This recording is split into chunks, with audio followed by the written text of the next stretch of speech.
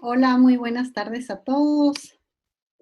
Bienvenidos y muchas gracias a todos los asistentes por haberse conectado a esta plataforma en este iTree Talk, Innovación Abierta, Relación Empresa y Emprendedores. SPOL, mediante el Centro de Emprendimiento, Innovación y 3Lab desde el 2016, viene trabajando con diversas iniciativas, entre esas ruedas de convergencia para la innovación con las industrias, desafíos, incubación y programas de preaceleración de startups. Contaremos el día de hoy con 3 ponentes que nos comentarán cómo hacer disrupción mediante la asociación en la cual las empresas y las startups o emprendedores se han vinculado para trabajar juntos. Contaremos con la participación de Sebastián González, Head of Corporate Venturing and Partnership ISPAM en Guaira, Telefónica Initiative, y director de la Asociación Chilena de Venture Capital.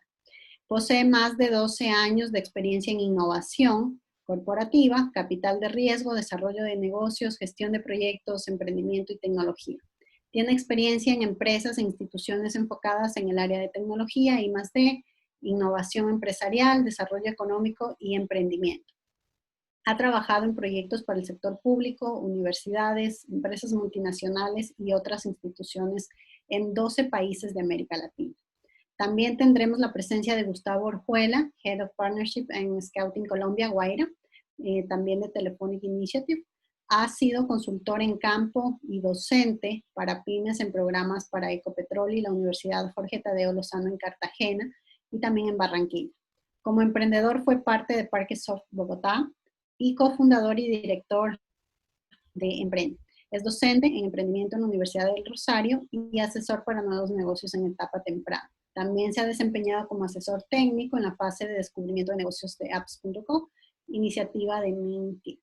Además, tendremos a Luis Loaiza, CTO y cofundador de Shipify, esta startup ecuatoriana fundada en el 2014 que ha propuesto un sistema operativo inteligente que aprovecha la economía colaborativa para automatizar procesos de logística de última milla.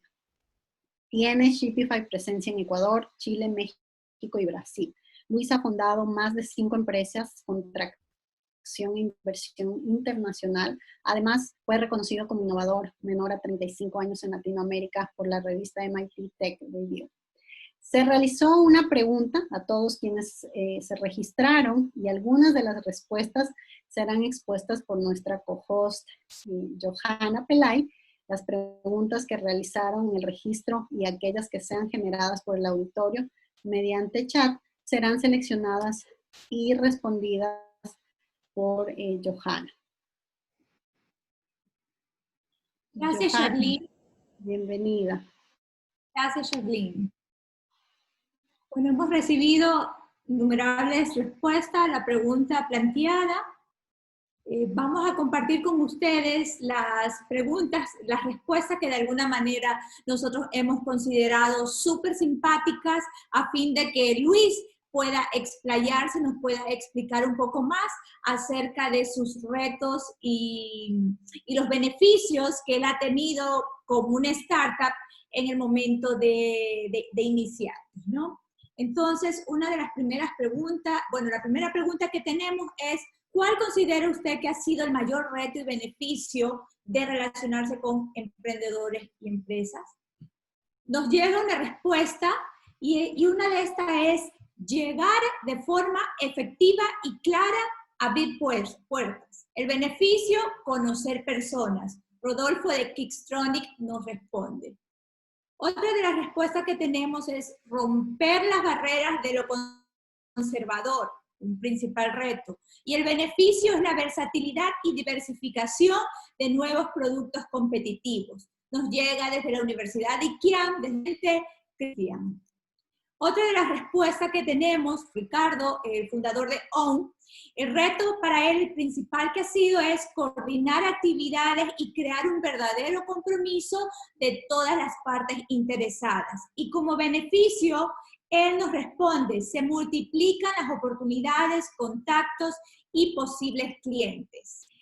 Bolívar, desde la SPOL, desde la casa, nos indica uno de los retos que considera mayores principales es lograr confianza en ambos sentidos, empresa, emprendedor y viceversa. Beneficio, progreso mutuo en innovación en el mercado. Muchas gracias por todas estas respuestas que hemos recibido. Recibimos muchísimas. Esperamos aquí que a lo largo de esta conversación, Sebastián, Gustavo y Luis, que han separado un tiempito de su agenda full para poder compartir con ustedes. Entonces, desde este lado, lo dejamos a Luis Loaiza, cómo empezó como una startup, cuáles fueron sus retos, cuáles han sido sus retos, sus beneficios en este camino como un emprendedor. Adelante, Luis. Gracias por estar con nosotros. Gracias, Joana. Sí, realmente, no sé si presento primero qué es Shipify como para tener contexto y luego respondo la pregunta de retos. No sé si te parece eso lo mejor. Adelante, Luis. Correcto. Sí, no sé si en mi pantalla, si ya la ven, me confirmas. Ahora sí, adelante. Sí, para poner en contexto, bueno, Shipify empezó en el 2014, de hecho era un spin-off de una empresa, un emprendimiento que empezamos con Miguel Torres, mi socio, en el 2012, teniendo diferentes tropiezos también, pero esos tropiezos que se convierten al final del día en aprendizajes. Decidimos crear Shipify para convertirnos en un nuevo estándar de logística de última milla y pensando siempre en dos cosas, inteligencia y eficiencia, que al final van de la mano, porque tienes que ser lo suficientemente inteligente para hacer muchísimo con muy poco. Nosotros desde Ecuador levantar plata siempre ha sido complicado, digamos, de levantar un capital de capital para tener capital de trabajo, para tener inversión en tecnología. Desde el año 2009 que comenzamos a crear nuestras primeras empresas tecnológicas, siempre ha sido complejo. Y decidimos montarnos este reto de poder resolver este problema en Latinoamérica que aquejaba a la logística de última milla. En general, tenemos calles sin nombres, rutas ineficientes. Muchas veces alguien va a dejar un paquete a la casa y no hay nadie en casa, no hay una sincronización con el cliente. Y hay mucha documentación física, es decir, hay empresas muy grandes que hoy todavía no se transforman totalmente a la parte digital y para entregar un producto a un cliente deben hacer firmar una documentación, etc. Por tanto, Shipify se creó para automatizar y digitalizar todo ese proceso de logística, conectando proveedores, conductores, una flota externa y elástica de diferentes tamaños de vehículos, con una tecnología que al final permite crear esta experiencia Prime, que hoy es muy promulgada por una de las empresas más importantes de e-commerce en el mundo, como Amazon. Y al final ese estándar se compone de estos seis componentes, valga la redundancia, tecnológicos, en donde la operación automática es algo muy importante para nosotros.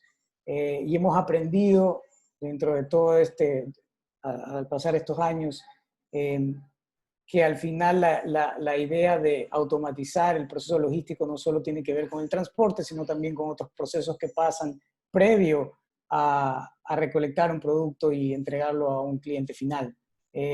Nuestra experiencia con los clientes, ya para ir un poco al grano, con empresas y emprendedores, el mayor reto es crear una carrera empresarial, digamos, desde muy temprana edad, porque en mi situación personal, el primer software que yo vendí fue a los 16 años.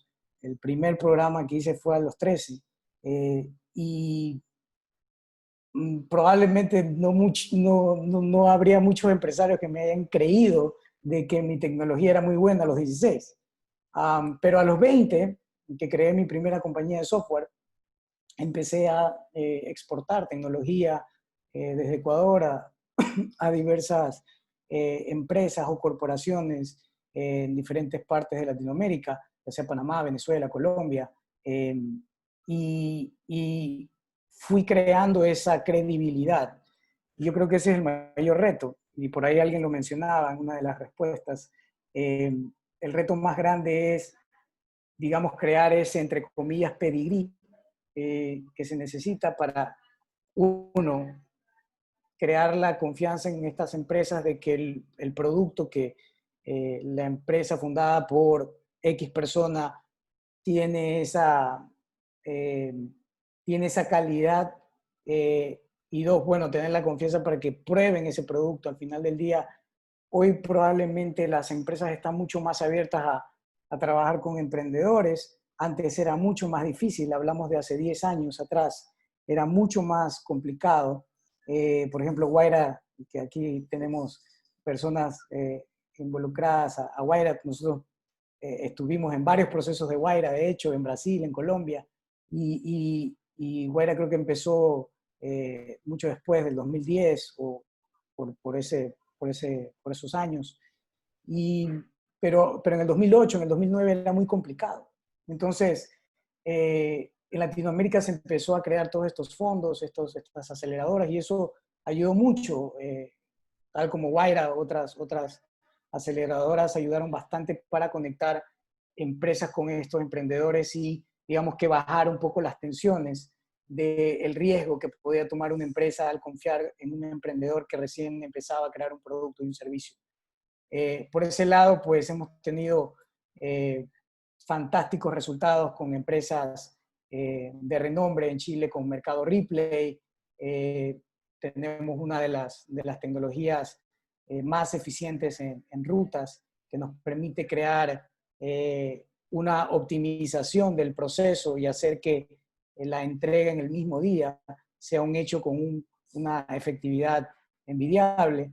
Y al mismo tiempo, pues Falabella, que es una compañía también muy reconocida en algunos países de Latinoamérica,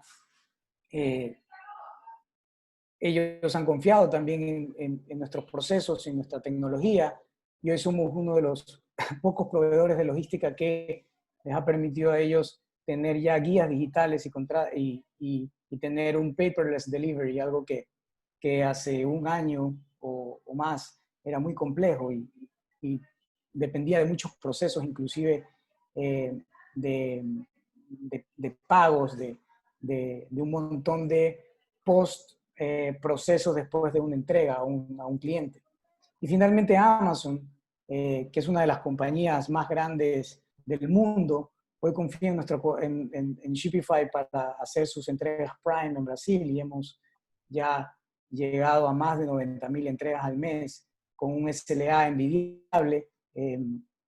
Somos el mejor proveedor de ellos en Brasil, en las ciudades de Belo Horizonte y Río de Janeiro, con más del 99% de efectividad, en donde la norma es 97%. Tanto así que es una compañía que ha estado dispuesta a inclusive pagarnos por anticipado las entregas. Y eso ha permitido, más que pensar como emprendedor en el negocio de levantar capital, es realmente hacer que el negocio funcione y que el negocio sea un buen negocio para los fundadores y los shareholders, digamos, de la compañía, que al final son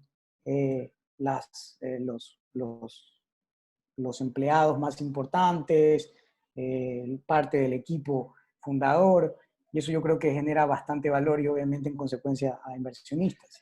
Pero definitivamente todo esto se ha venido construyendo en base a un equipo muy fuerte de seres humanos que al final han logrado ejecutar y persistir en ese proceso. Entonces, el mayor reto es convencer a estas compañías súper grandes de que tu tecnología vale la pena y es mucho mejor que una compañía tradicional que lleva probablemente muchos años en el mercado, porque no ha logrado transformar sus procesos con tecnología. Entonces, si digamos pre-Shopify, post-Shopify para nuestros clientes es esto. Cuando empezamos en Santiago, de hecho, y vivíamos allá con mi socio, todo el paradigma del delivery e-commerce era basado en un SLA de un servicio de 2 a 5 días para entregarte en la misma ciudad. Hoy es totalmente distinto y hay más competencia, muchas más empresas levantando capital para resolver este problema porque el mercado es muy interesante. Entonces, de lo que hemos aprendido y la experiencia es que hemos expandido oportunidades.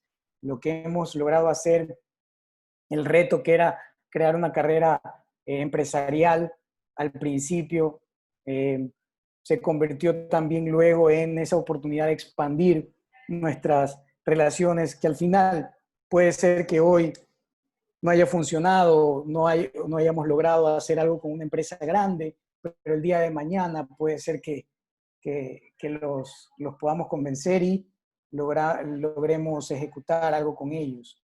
Y eso nos ha pasado muchas veces.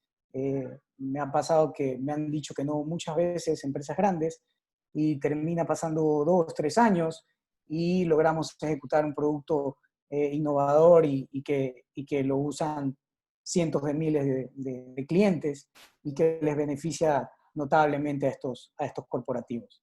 Entonces, sí es una parte clave el hecho de persistir en esa carrera empresarial en donde tienes que crear esa confianza al empresario haciendo productos que hacen sentido en sus números, hacen sentido en su eficiencia. Eso les podría dejar como experiencia del lado de Shipify y de sus fundadores. Muchas gracias, Luis. Una pequeña pregunta para todos quienes te están escuchando, ¿no? Porque esas fueron una de las preguntas que nos llegaron. ¿Qué tips, qué consejos, qué estrategias les da para aquellos emprendedores que nos están escuchando para así poder convencer a estos corporativos, ¿no?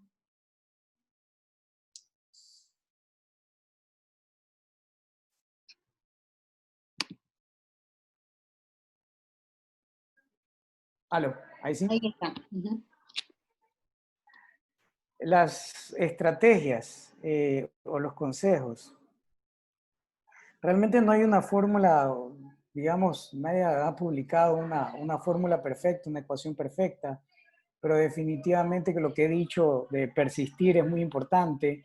Persistir sin necedad, digo ahora, ¿no? Porque decimos persistencia, ser persistente es importante, pero tampoco hay que ser necio. Si el producto no funciona, no funciona. Hay que saber iterar y hay que saber cuestionarse cada día si es que mi producto está beneficiando o mi servicio está beneficiando a estos usuarios y está impactando positivamente. Y eso se puede ver en métricas al final del día. Entonces yo creo que entender mucho el valor, la propuesta de valor que se está digamos, estableciendo en el mercado con tu servicio. Y en base a eso va a hablar por sí solo.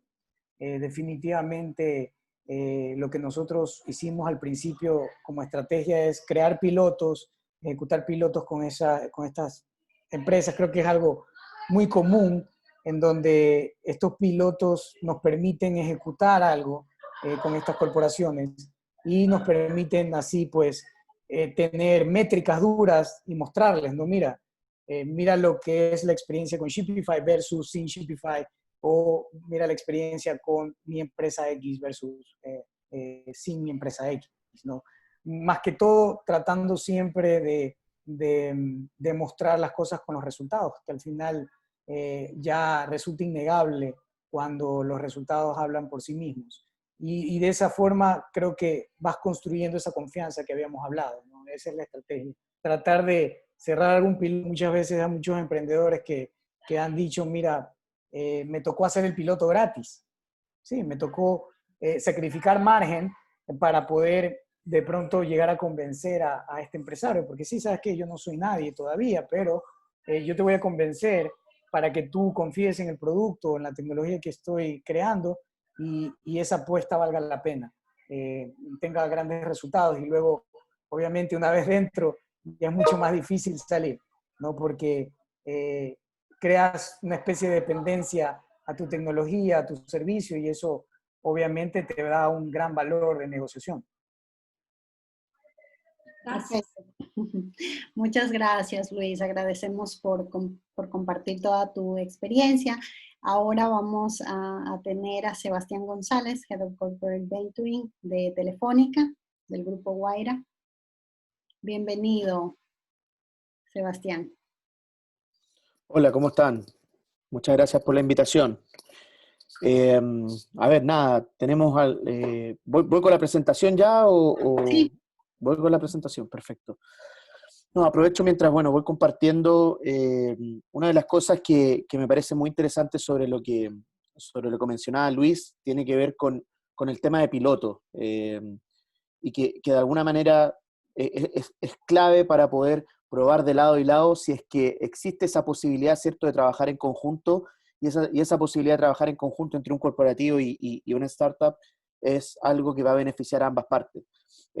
Quizás ahí una de las cosas que nosotros hemos ido aprendiendo en el tiempo es que en la medida de lo posible tratamos de que el piloto no sea gratis, porque al final del día hay un trabajo detrás, ¿cierto? Y de alguna manera pagar al menos el costo de oportunidad de desarrollar un piloto, quizás una buena práctica que las corporaciones siempre tienen que ir tratar o sea, los pilotos no son gratis, alguien los paga, ¿cierto? Si no lo paga la corporación, lo está pagando la startup, ¿ya?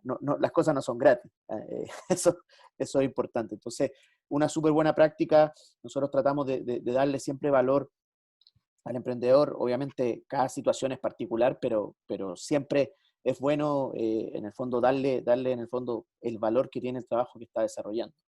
Yo voy a compartir mi presentación, me dicen si se ve. Uy, eh, dice que voy a sacarle la pantalla a Luis cuando comparta la mía. A ver, ¿se ve la mía? ¿Me confirman, por favor? Adelante. Perfecto. Nada, bueno, a ver, vamos a hablar, Gustavo y yo, somos parte del mismo equipo, pero de alguna manera lo que queremos es mostrar dos caras de una misma moneda.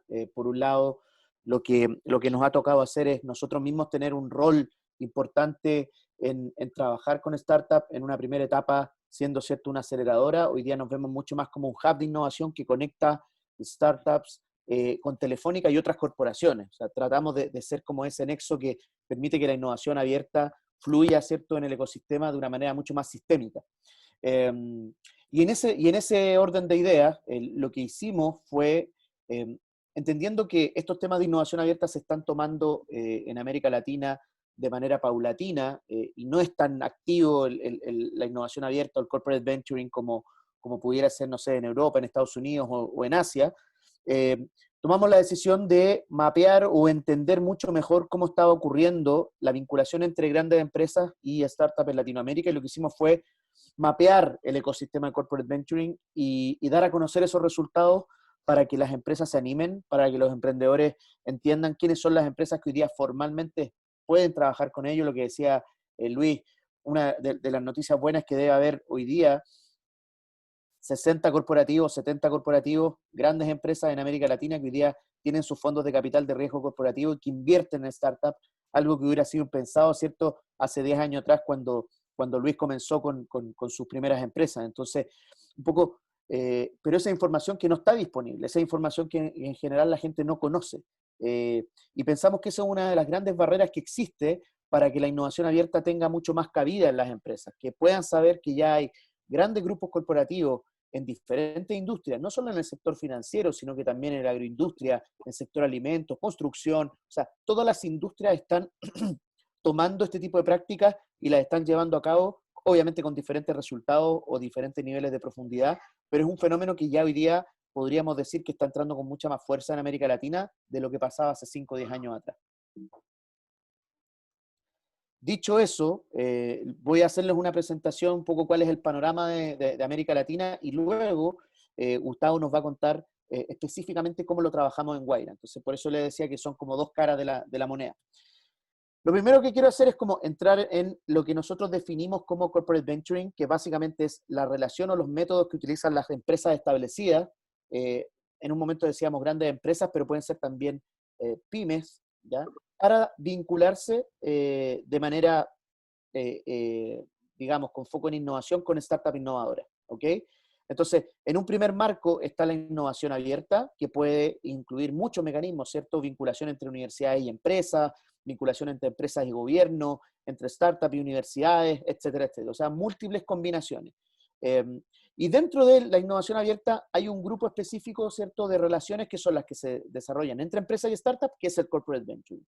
Y el corporate venturing no solo es Corporate Venture Capital, que se le llama cuando una empresa establece un fondo corporativo e invierte o crea un vehículo de inversión en startups como el que, por ejemplo, tiene Wayra, o el que tiene el Grupo Bimbo, o el que tiene el Grupo Sura en la región, sino que hay otro tipo de mecanismos como lo son, qué sé yo, las aceleradoras corporativas, los programas de Venture Builder o Venture Client. Vamos a ir hablando ahí de qué significa cada uno, pero solo creo que se queden con que existen múltiples mecanismos que hoy día las empresas están desarrollando para vincularse con startups y que cada mecanismo tiene una lógica y depende de algunas variables que les voy a contar ahora.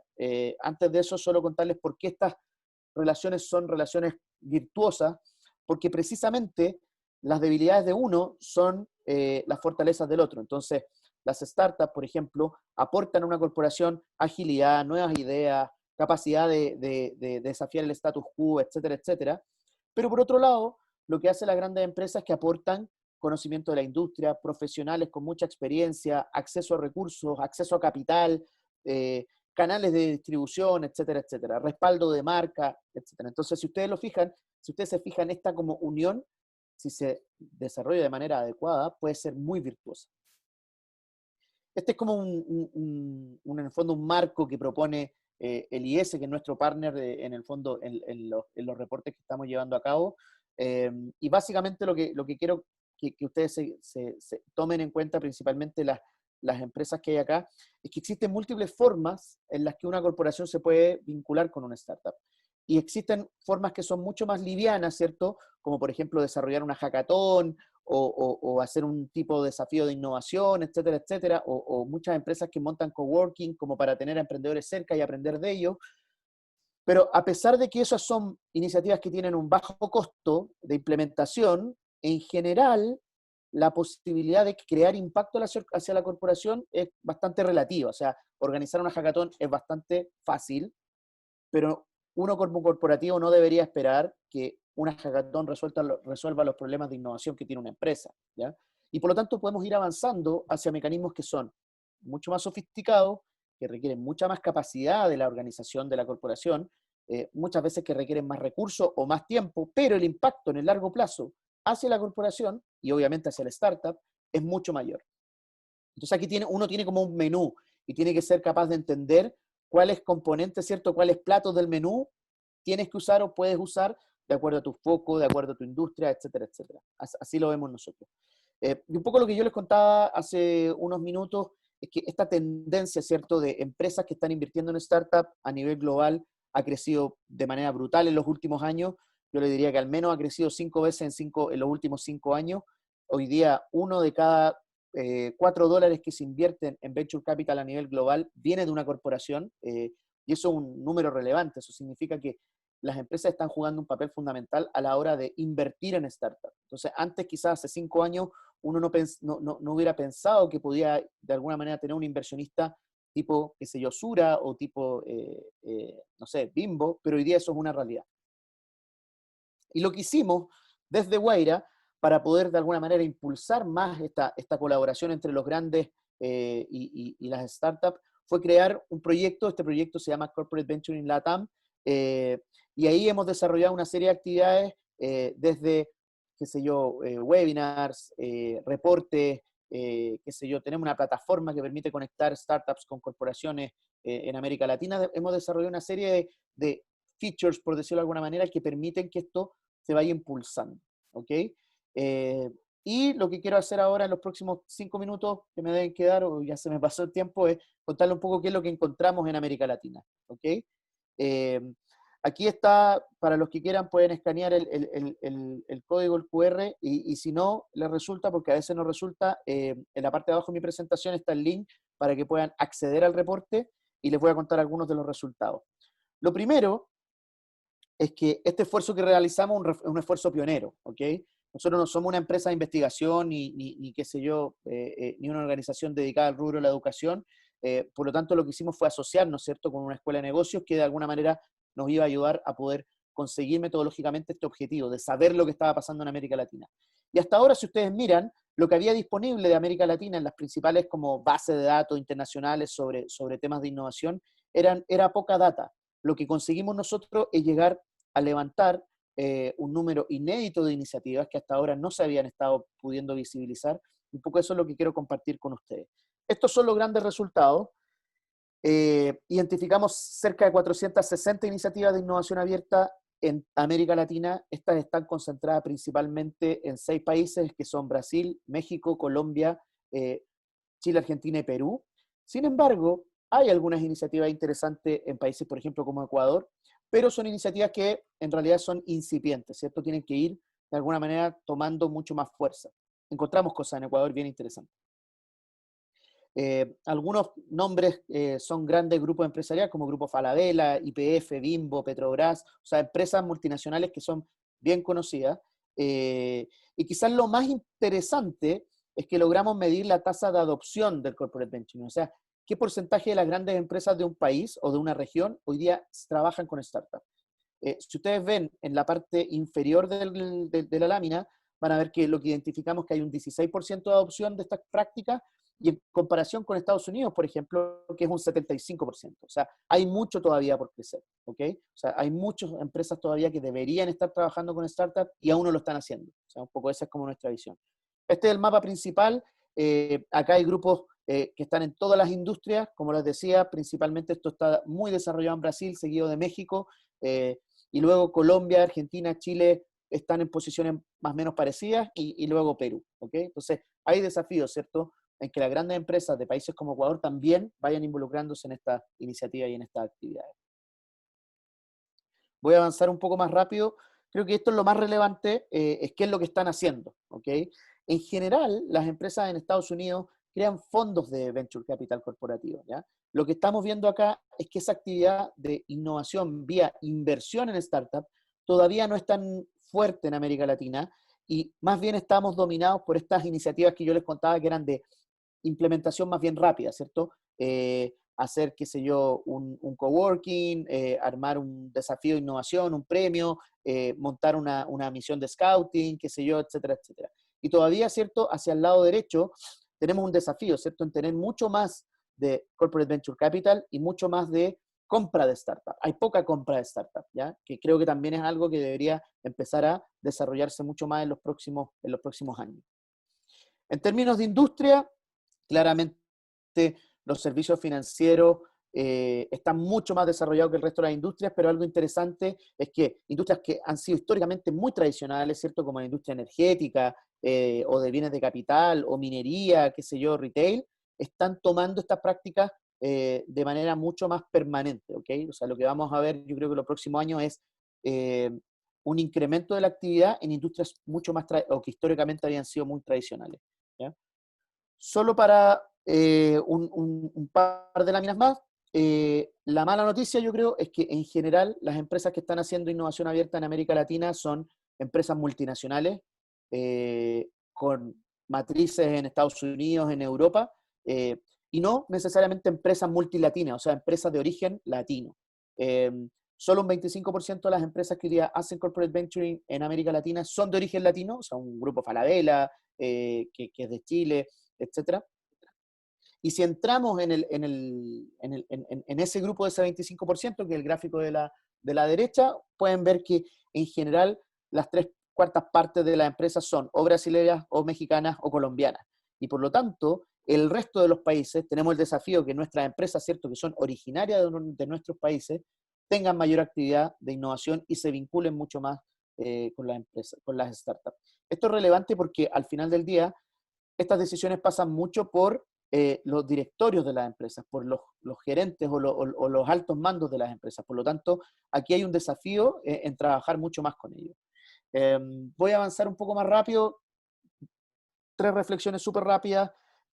¿Cómo podemos potenciar el corporate venturing en nuestros países? Yo creo que lo primero es que las empresas que decidan trabajar con startups dejen de hacerlo basándose, claro, en la intuición o en el hype, ¿cierto? Esto de decir, hoy está de moda hacerlo, hagámoslo. Hoy día tenemos datos duros, tenemos un reporte que cuenta cómo se están haciendo, hay casos, hay experiencias. De alguna manera, usemos esa información porque es relevante. Lo segundo es que es bueno, y nosotros lo promovemos, que las empresas compartan experiencia. Nosotros hoy día en la mañana, por ejemplo, hicimos un taller y contamos cómo hacemos todos los procesos de integración de startup a nuestro negocio, o contamos cómo estamos invirtiendo. Eso ocurre mucho, ¿ya? Y de alguna manera tenemos que tratar de promover que ocurra mucho más. Y lo tercero, que creo que es algo que también es una tendencia, y ya está ocurriendo en Europa, nosotros tenemos alguna experiencia en América Latina, es que las empresas que piensen que implementar un programa de innovación abierta puede ser muy costoso y riesgoso, lo que están haciendo es que se están juntando, se están creando como escuadrones o consorcios de empresas, 4 o 5 empresas o 3 empresas, que se juntan y juntos van buscando startups que de alguna manera les sirven al grupo de empresas, ¿ya? Eso es una tendencia que va a empezar a avanzar mucho más en América Latina y que creemos que es la forma en la que países que todavía no están haciendo mucha innovación abierta pueden empezar a acelerar ese proceso. Solo eso, y una reflexión final, que al final esto no tiene que ver con moda, tiene que ver con competitividad, y las empresas que quieran mantenerse y ser vigentes en el mercado tienen que ser capaces de vincularse con startups y colaborar, porque la tasa de cambio es tan grande, ya lo estamos viendo con esta crisis sanitaria global que estamos viviendo. Los grandes ganadores son las empresas que ya estaban trabajando con startups y que estaban digitalizando sus procesos de la mano de partners. Entonces, creo que esa es una buena reflexión para terminar en el fondo esta presentación. Así que muchas gracias. Muchas gracias, Sebastián. Agradecemos mucho por lo compartido. Vamos a dar paso a Gustavo, que ya está listo para hacer su intervención. Gustavo también, él es de igual forma Head of Partnership, ¿verdad? En Guaira, en Telephonic Initiative. Bienvenido, Gustavo. Hola Charlene, Joana, un cordial saludo para ustedes, mil gracias por la invitación y un saludo para todas las personas que están conectadas. Déjame ver si ya puedo compartir, creo que todavía no. Por favor, avísame. No, me parece que soy inhabilitado. Esperando que estén bien. Yo les voy a hablar un poquito de lo que está sucediendo, o sea, de qué es Guaira, cómo nos definimos nosotros, y a partir de ahí conversar un poquito de lo que venimos haciendo. Lo primero es que, bueno, y saludar a Luis, que no lo saludé en medio de la introducción. Creo que Luis, en medio de su presentación, decía varias cosas interesantes. Estamos viviendo un momento histórico en términos de talento en Latinoamérica. Si me permite decirlo en plural, Luises alrededor de Latinoamérica están pasando de muy buena manera. Startups lideradas por talento latinoamericano que se están copando nuestro territorio latino y que a partir de ahí están haciendo disrupciones en las industrias tradicionales. Es una excelente noticia para los ecosistemas de emprendimiento en Latinoamérica y para nuestros países. Y a partir de ahí vemos cifras muy interesantes de lo que está sucediendo en temas de emprendimiento en Colombia, en Perú, en Ecuador, en Chile, en Brasil, por supuesto, en Argentina, en México. Y lo que estamos viendo principalmente es que hay cada vez más actores que están teniendo una participación preponderante para poder sacar a flote el talento de las personas que están en nuestros territorios. Y a partir de ese talento poder generar innovación, generar disrupciones, generar cambios a través de las industrias. Pero acá hay una lógica que la venía conversando Sebastián en su presentación y es de qué manera conectamos los emprendedores y de qué manera conectamos a este mundo de las startups que viven en un mundo de cambio, que viven en un mundo de disrupción con las corporaciones. Y con una corporación que es tradicional, que en Colombia somos un poco más de 6,000 trabajadores, y generar ese puente de conversación entre una corporación y las startups y el ecosistema de innovación y de emprendimiento fue un reto que decidimos adoptar desde el 2011 en Guaira. Guaira, para los curiosos, significa en quechua viento, y decidíamos justamente alinear los tiempos de una corporación con los tiempos de la innovación y de los emprendedores. Nos alegra un montón poder tener casos como el de Luis, que se hayan presentado en Brasil, que se hayan presentado en Bogotá, pero seguramente nos ha pasado con muchos emprendedores que desde el 2011 al 2017, cuando abríamos convocatorias, teníamos la posibilidad de llegar a una cantidad de emprendedores a nivel Latinoamérica que veían en Guaira un escalón para poder hacer crecer sus startups. Desde el 2017 a hoy nos definimos como el hub de innovación más abierta, tecnológica y conectado del mundo, porque empezamos a cambiar el modelo y nos definimos como el brazo de innovación abierta del grupo Telefónica y dentro de eso el fondo de capital de riesgo corporativo. Y esto lo voy a argumentar de la siguiente forma. Nosotros tenemos dentro de nuestro ecosistema una serie de mecanismos que empezaron como una aceleradora, pero que hoy, desde el 2018 a hoy, nos convertimos en un aliado clave para los emprendedores que quieren escalar sus negocios. Seguramente emprendedores como los que están conectados, como Luis, como quienes van a escuchar posteriormente esto, van a decir, yo estoy en Guayaquil, yo estoy en Quito y quiero llevar mi startup a Lima, Arequipa, a Bogotá, a Ciudad de México. ¿Y cómo hago? Escalar una startup no es fácil. Escalar una startup significa directamente entender el mercado al que voy y a partir de ese entendimiento tratar de hacer un soft landing de manera estratégica y concienzuda. Y entonces a partir de ahí nosotros a través de la red que tiene Guaira estamos en 10 países con presencia en 11 hubs. Desde Barcelona, Madrid, Múnich, Londres y en Latinoamérica estamos desde Ciudad de México, Colombia y de ahí hacia abajo en Lima, en Santiago, en Buenos Aires, en Sao Paulo. Y lo que nos permite es tener una capilaridad alrededor del continente, alrededor de Hispanoamérica, para poder ayudarles a estas startups que una vez se conectan con Telefónica, generan oportunidades de negocios reales, poder ayudarles a escalar a lo largo del continente. Somos un brazo de innovación y de inversión y nos comportamos como un portafolio de inversión de capital de riesgo. Y eso se ve sustentado en las cifras. Hoy, en el portafolio, un poco más de 500 startups activas, algunas de ellas en Latinoamérica que seguramente ustedes pueden haber escuchado o han conocido, startups como Ipeico, como OhMyFi, que está aquí en Colombia, como mensajeros urbanos que puede, de alguna manera puede parecerse un poquito a Shopify, emprendedores que han venido, empezaron desde Capital Semilla y vinieron creciendo a nivel Latinoamérica y que hoy tienen una presencia importante, más de 500 en ese portafolio. Hemos invertido alrededor de más de 166 millones de euros en startups, pero otra cosa importante y es que muchas de nuestras startups, no, digamos que es importante el ticket de inversión, pero también es importante el relacionamiento que tienen con un corporativo como Telefónica y el relacionamiento con ángeles inversionistas, con otros fondos de inversión, con otros corporativos, para ayudarles a cerrar rondas siguientes. En esas otras rondas hemos logrado conseguir inversión para las startups de nuestro portafolio alrededor de 1.3 billones de euros. Eso nos hace que directamente seamos un sello de calidad y de reconocimiento en el proceso que llevamos desde Guaira hacia nuestras startups.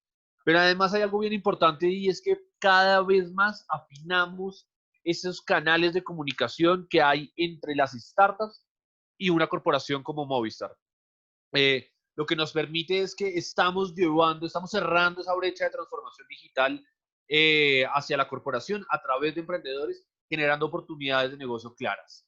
Y eso significa que a través de los emprendedores, como algunos de los que van a ver aquí varios de los que están aquí en la diapositiva, generan negocios de manera directa o indirecta a través de clientes de Telefónica, lo cual lo que nos permite crecer. Lo mejor para una startup es poder crecer desde su facturación y poder mejorar su flujo de caja y mejorar sus números, y qué mejor hacerlo con una compañía Cuando ustedes van a ver startups como Acámica, como Creana en educación, o Tarefa, están revolucionando el rubro de educación.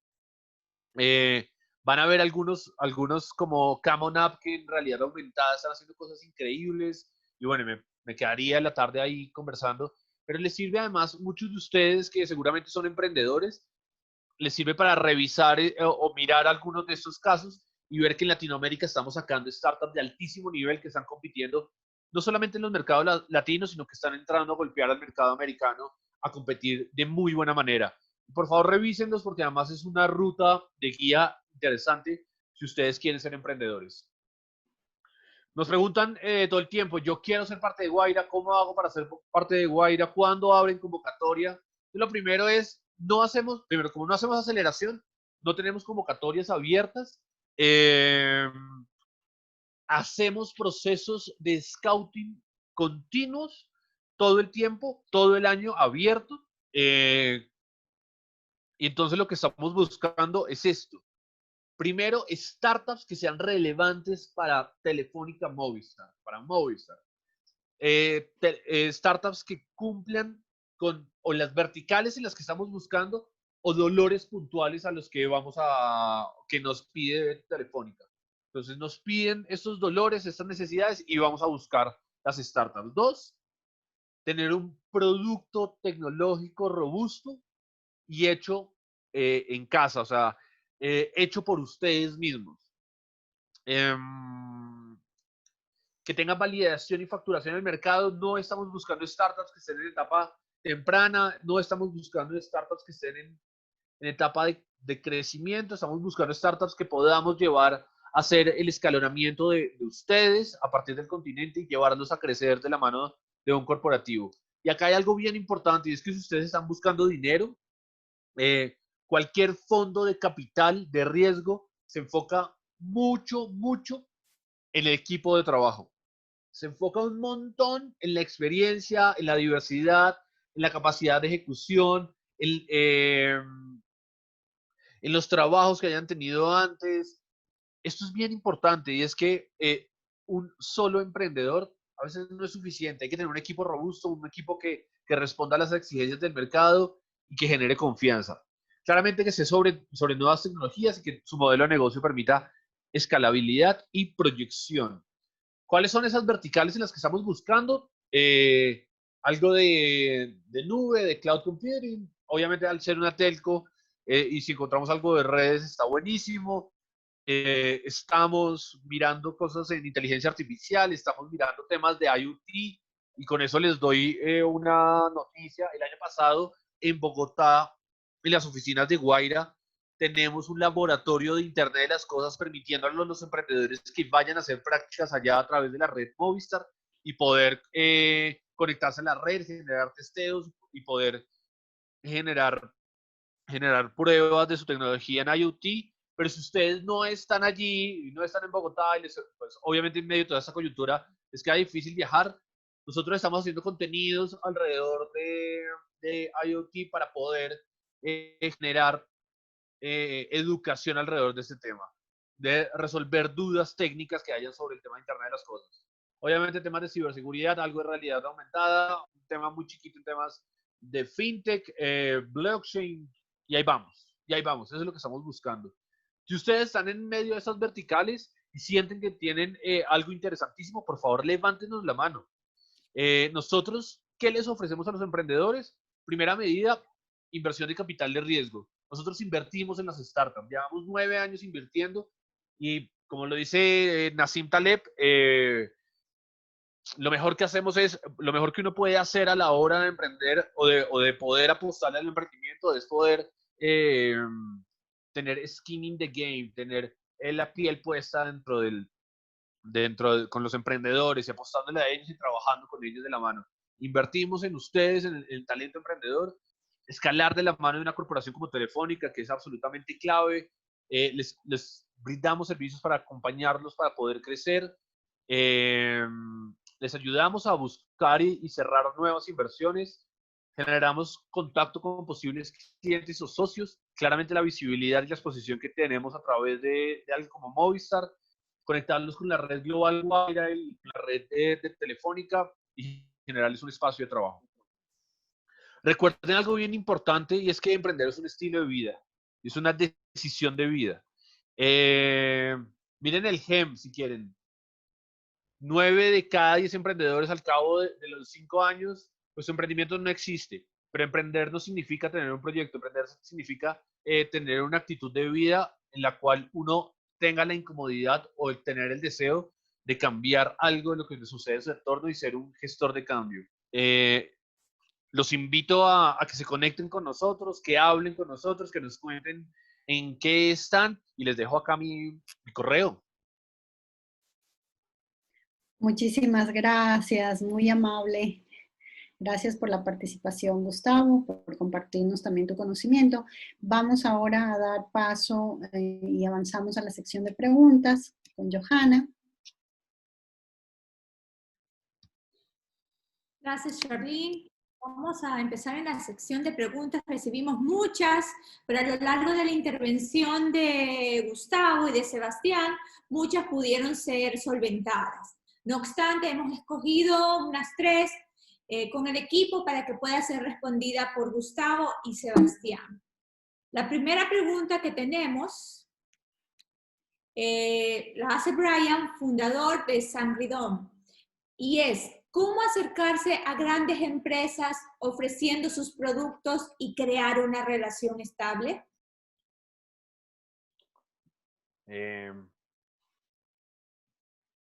¿Vas tú, Sebas? Voy yo. Bueno, Vale. voy yo. A ver, lo primero es, las grandes empresas tienen cierto múltiples compuertas. Cuando tú quieres acercarte, no sabes cuál es la puerta que tienes que tocar. Muchas gerencias, ¿cierto? Muchas personas, etcétera, etcétera. Yo creo que lo primero que hay que entender es, en un tema más estratégico, ¿cierto? ¿Cuál es el dolor que le quiere resolver a la empresa? Si es un tema, ¿cierto?, sociologística, entender muy bien cuál es el dolor que le vas a resolver a la empresa. Y lo segundo es entender dentro de la compañía, ¿cierto?, dentro de este mapa de personas, quién es la persona que toma la decisión para poder resolver ese problema. O sea, quién tiene dentro de la compañía ese dolor. Y de nuevo, crear una relación estable, yo creo que depende de ambas partes. Lo que yo recomiendo es tratar siempre de identificar si esta empresa ya tiene relaciones previas con startup o ya entiende lo que es trabajar con startup, porque el trabajo con una startup no es lo mismo que el trabajo con un proveedor, quizás de un producto conocido, ¿cierto? Un producto, no sé, de lápices. O sea, cuando tú vas a trabajar con un corporativo y eres una startup, lo que tú haces es una promesa de mejorar, como decía Luis, algo que no está haciéndose de buena forma. No es en el fondo resolver que ahora quiero comprar, no sé, las hojas de papel las voy a comprar más baratas. O sea, no es algo conocido. Hay algo de incertidumbre, es una promesa de un valor futuro interesante.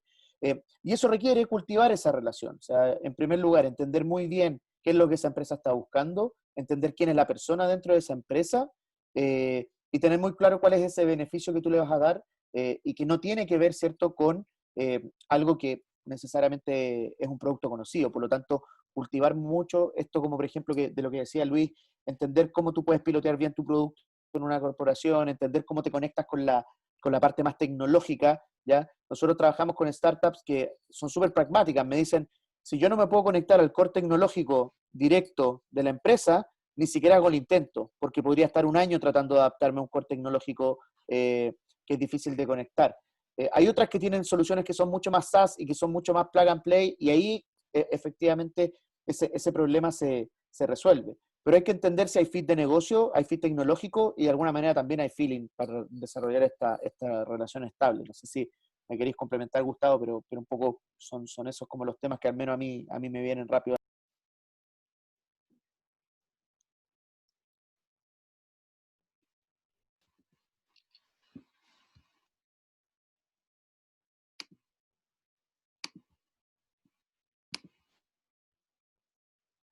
Estaba hablando ahí. No, yo creo que lo dijiste. Acá hay algo bien importante. ¿Me puedes pasar un segundo a la diapositiva anterior, por favor? Listo. Yo creo que acá hay algo bien importante y es que uno vaya con una intención clara y vaya a la persona adecuada por el canal adecuado. No les dé miedo entrar por LinkedIn. No les dé miedo buscar a la persona a través de LinkedIn, mirar a ver quién es y accedan a él a través de una conversación clara, con un propósito claro y a partir de ahí sabiendo qué tienen ustedes y qué buscan de la otra persona. ¿Listo? Siguiente pregunta. Desde Casa Spol, David nos pregunta, ¿cómo verificar si una alianza es conveniente o no? David, yo creo que lo voy a llevar por términos de alianza en términos largos y a veces una alianza también se vuelve una inversión. Es que quiero llevar esa respuesta a términos de primer filtro que debería tener una empresa a la hora de pensar si genera o no genera una alianza es si está sobre el marco de valores de la empresa. Piensen que no todos los inversionistas, por ejemplo, para hablar de inversión, no todos los inversionistas son los más adecuados para su emprendimiento ni para su empresa. En ese sentido, hay que definir muy bien el marco de acción, el marco de valores, el marco axiológico que tienen ustedes como emprendedores para definir si esa alianza se enmarca dentro de su propósito superior y dentro de su terreno. Y a partir de ahí, empezar a definir si desde dónde pueden ganar cada uno, desde dónde se puede generar una relación beneficiosa para ambas partes. Y es teniendo una comunicación franca, dejando las cosas claras, siendo muy transparente en la comunicación desde ambos lados, teniendo muy en claro qué necesita la otra persona y ustedes, y uno cómo lo puede resolver. Y va por ahí. Yo creo que una vez se tiene una comunicación clara, se tiene definido cuáles son los propósitos, se sabe cuál es el objetivo, es mucho más fácil poder empezar a generar una relación gana-gana para ambos. Gracias, Luis. Gracias, Gustavo, perdón. Luis, ¿nos podrías, por favor, contestar desde la parte emprendedora de startup cómo puede hacer o cómo has hecho tú esta verificación si esta alianza es conveniente o no? Es complicado, porque o sea, depende también qué tan experimentado estés. Al principio puede sonar una alianza algo muy interesante por una inversión, una coinversión, pero a largo plazo puede resultar no tan conveniente. Lo importante es revisar esos términos y condiciones al final del día. ¿Cuáles son esos términos con los que me estoy metiendo a aliarme con alguien, cuasi matrimonio con alguien? Al final es algo muy importante de considerar. Hemos firmado alianzas ya sea con inversionistas o con empresas grandes que, bueno, tienen sus condiciones. Y esas condiciones deben, como decían, pues estar alineadas de pronto a la visión o la misión de la empresa. Y también alineadas a esa estrategia, a esos objetivos de negocio. Puede ser una estrategia de distribución acelerada, en donde estoy firmando una alianza para poder distribuir mi tecnología SaaS. Puede ser una alianza con un reseller o un ISV, como una especie de revendedor de mi software. Puede ser también, perdón, una alianza estratégica en donde casi que estoy franquiciando un servicio. Entonces, de alguna manera, es complejo verificar antes porque sí pueden salir las cosas mal, ¿no? Aún revisando términos y condiciones. Pero yo creería que la mejor práctica es, si es una alianza muy, muy grande, obviamente tener la ayuda de abogados, en especial porque los corporativos, lamentablemente en Latinoamérica, no necesariamente tienen los mejores términos con respecto a los emprendedores, y hay que decirlo. Hay buenos y hay malos. Hay empresas que, por eso el término que se desarrolló en Estados Unidos, los predatory terms, ¿no? Los términos predatorios para los emprendedores. Son esos términos y condiciones en donde a los emprendedores los pones en jaque de aquí a unos años más.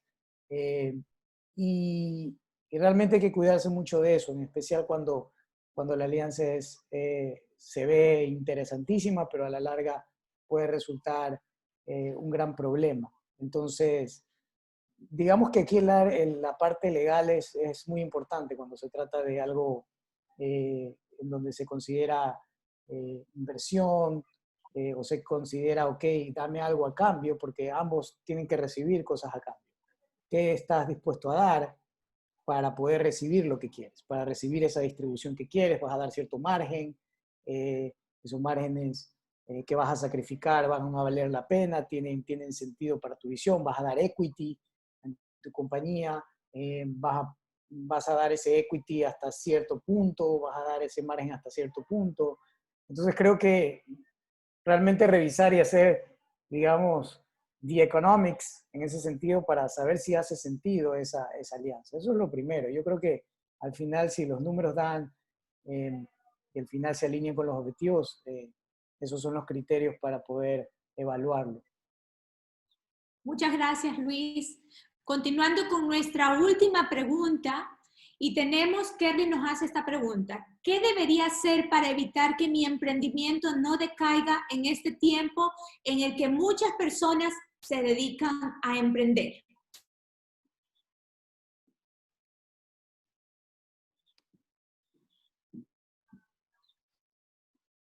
Me desmuteaste a mí, eso significa que voy al frente.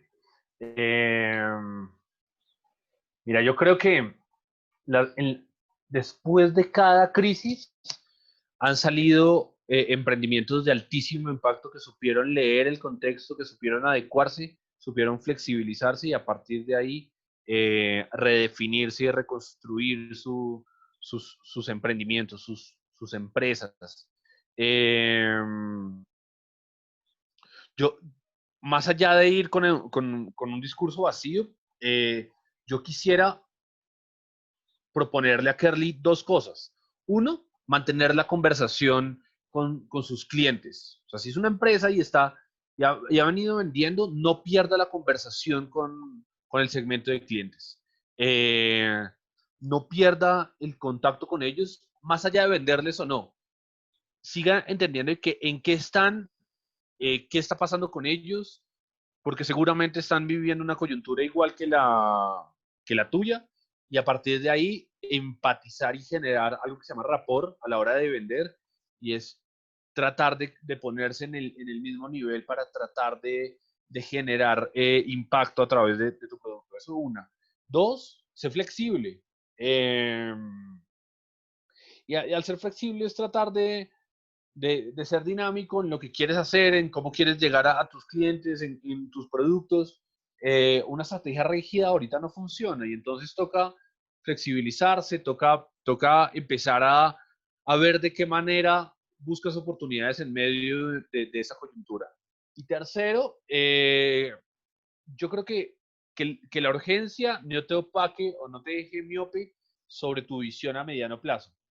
Entonces, si bien es importante salir de esa coyuntura y salir lo mejor posible, que no pierdas tu propósito superior de la empresa en la que estás trabajando para ir construyendo en ese camino. No sé si Sebas ahí me quiere complementar.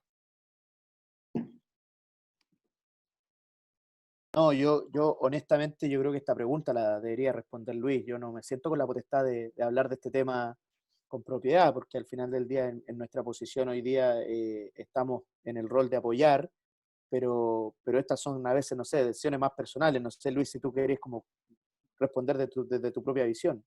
Siento que puede contribuir mucho más. Disculpa que sea tan honesto. No, gracias por darme paso. En realidad, es una época complicada para muchos emprendedores, definitivamente. Para otros, hay ganadores y perdedores definitivamente en esto. Y en esos ganadores han habido ganadores inversionistas también. Evitar que tu emprendimiento decaiga, si eso significa que tu emprendimiento esté en marcha. Y cuando mencionan, dedican, que hay otras personas que también se están dedicando a emprender, me imagino hay más competencia. Yo creo que siempre hay mercado. Siempre hay un mercado, siempre hay el FedEx y el DHL, siempre hay Coca-Cola y hay Pepsi.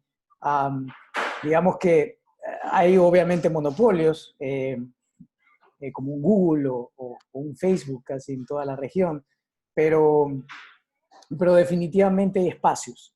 Entonces, mientras no haya, yo siempre digo, y esto es algo muy personal, mientras mi cerebro funcione, yo nunca estaré en bancarrota, porque como lo decían hace un momento, creo que Gustavo lo mencionaba, no sé si Sebastián, que al final emprender es un estilo de vida.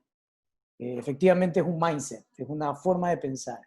Y muchas veces vas a fracasar, digamos, pero es un aprendizaje de qué fue lo que hice mal y qué pude hacer distinto para que funcione realmente. De pronto ejecuté algo, a mí me ha ido muy mal con corporaciones en algún momento, en donde el primer año hicimos un piloto y no funcionó.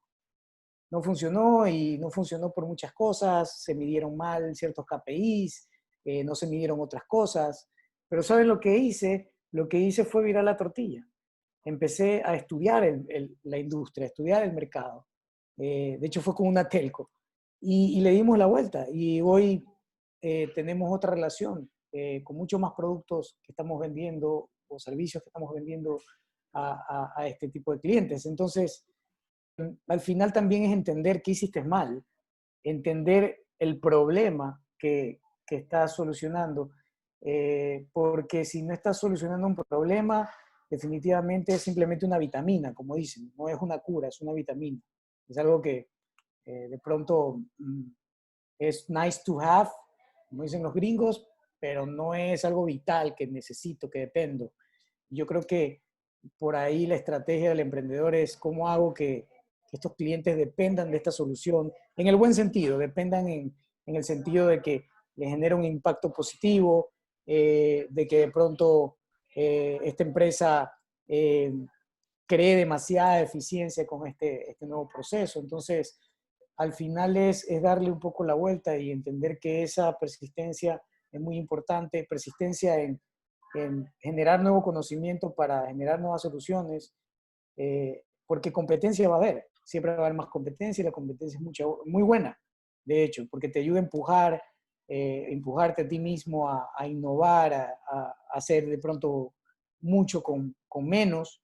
Nosotros tenemos competencia que ha levantado mucho más plata que nosotros, pero ¿qué vamos a hacer? ¿Llorar o innovar? Yo prefiero innovar, porque al final del día, para todo el esfuerzo que uno hace y que el equipo hace, no vale la pena rendirse porque de alguna manera los medios te dicen algo, pero de alguna forma el mercado es al final el que manda. En ese sentido, si tus clientes te están comprando, si están gustando de tu servicio, ellos son los que mandan, no manda nadie más. Eso yo creo que es el mejor consejo que puedas pedir de negocios a alguien es en tu cliente. Tu cliente dice, me gusta tu servicio versus esto, esa es la opinión que debes tomar en cuenta. Al final todos tenemos muchas opiniones, pero los facts, los hechos, son los que mandan. Y ahí al final es así. Y si tu producto no funciona, también eso manda. Si tu producto no funciona, bueno, algo estoy haciendo mal. Entonces creo que ahí es una cuestión de también ese mindset que decían hace un momento. Luis, una pregunta nos llegó por el chat, un tanto técnica, y Karen Salguero nos dice que el lenguaje que Shopify usa en backend. O varios lenguajes, en realidad. Desde JavaScript con Node.js hasta Java y un poco por ahí. Teníamos algo en Erlang. pero nuestra mayoría de stack está en Node.js. Listo. Gracias. JavaScript. Muchas gracias, Johanna. Gracias a Luis, a Sebastián y a Gustavo. Ha sido sin duda alguna algo muy enriquecedor. Y para poder ya terminar, queremos compartir un resumen que esperamos que sea como un take home para que los emprendedores lo puedan aplicar.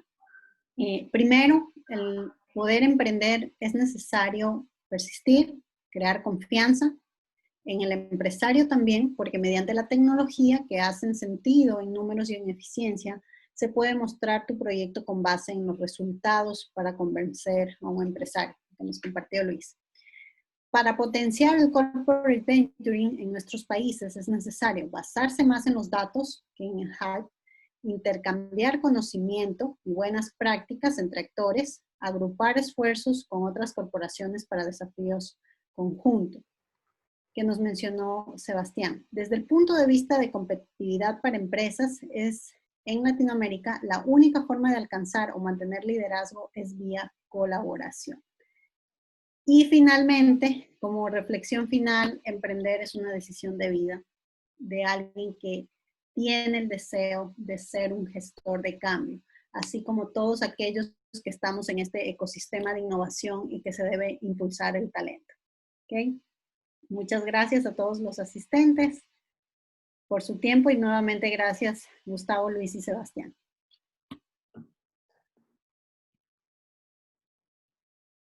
Gracias.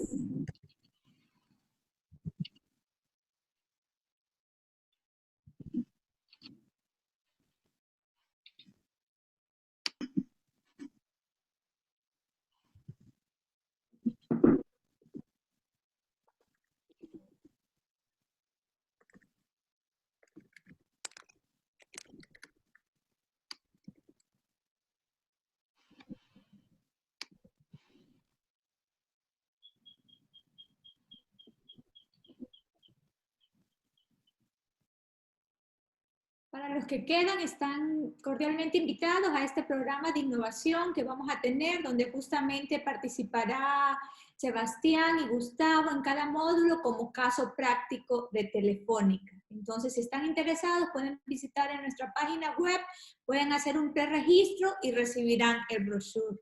Gracias. Hasta luego con todos y muchas gracias por haber asistido. Los esperamos en una próxima edición.